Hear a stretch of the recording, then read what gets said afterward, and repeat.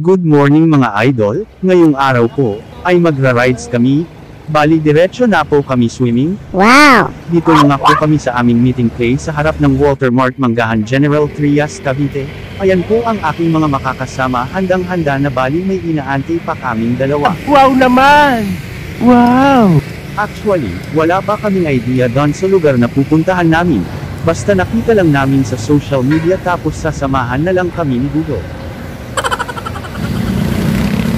Pagdating na ng dalawang kasama ko ay lumarga na kami. From Manggahan General Trias ay tinahak na namin ang daan papuntang 13 Mark Erix. Wow! Sana all! Pagkalagpas nga namin sa may SM13, ay sobrang luwag na ng kalsada dito. Kahit pa magbangking-bangking ka dito ay magagawa mo, basta wag mo lang sasabayan ng gulong. Ano ka nasisira, ulo?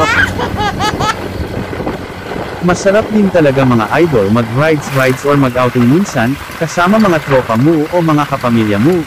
Dahil bukod sa nalilibang kayo, parang nawawala ang mga stress natin sa ating mga katawan lalo na pag puro trabaho tayo. Kailangan talaga natin maglibang-libang, bawas-bawasan din natin ang pera natin, pera lang yan kikitain pa natin yan. Ginusto mo yan nagpasarap ka. Ayan nga mga idol, dahil nga sa sobrang luwag ng kalsada ay narating na kaagad namin ang bayan ng Naik. Syempre kakaliwa na kami dito sa stoplights papunta naman sa Maragondon ang tatahakin namin. Bahala ka sa buhay. Shout out nga pala kay Aristotle Carmona, Lexen Luna at Joyride TV. Paki-follow na lang po ang kanilang mga Facebook account. Shout out din sa lahat ng mga followers ni Benz Motovlog at lahat ng mga subscribers ni Maurag. Maraming salamat po sa inyong lahat.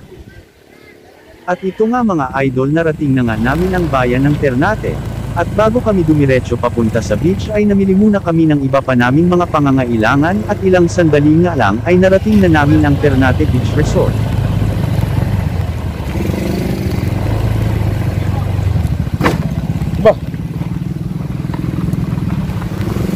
May tandaan naman pala. Oo nga. Tanong muna tayo. Tanong natin magtanong. Hindi mo kung may dagat? Tanong natin kung may dagat dito kaya, no? May dagat pa kayo dito? Ilog lang daw yan. Huh? Dagat yan? Tapos ilog na. Ang lawak naman ang ilog niya. Ano eh, nasa sukat? Tanongin niyo natin kung may dagat.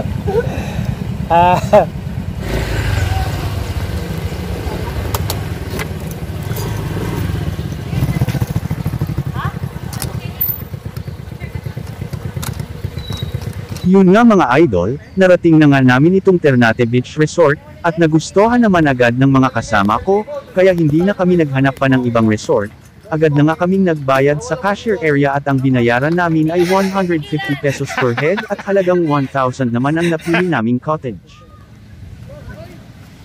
Syempre mga idol, hindi na nga ako nagpapigil pa, agad ko nang inikot ang kabuuan ng beach, at wow! Talagang namangha ako, at ang tanging nasabi ko na lang ay oh my goodness, what is the meaning of this? Gago! So paano mga idol, hanggang dito na lang muna ang video ko, panoorin nyo po ang karugtong ng video kong ito, ang mga kaganapan at mga nangyari sa amin dito sa resort na to. Marami pong salamat sa panunood.